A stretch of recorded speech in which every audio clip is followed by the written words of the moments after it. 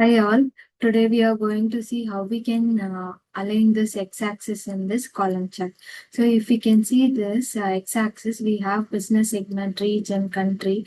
So but it is not in the proper format. It's been concatenated. Here we have displayed these categories to display in a hierarchical way, but in column chart it's been concatenated. So it's a simple way to align this x-axis. So we can go to this. First, we need to click on this chart. Go to this format your visual. Click on this x-axis and switch off this concatenate labels. So what will happen here is, so according to this hierarchy level, right, it will segregate accordingly. So first, a business segment will come here, then region will come, then country will come. So based on this, the sales value will be displaying here. So this is how we can align this x-axis.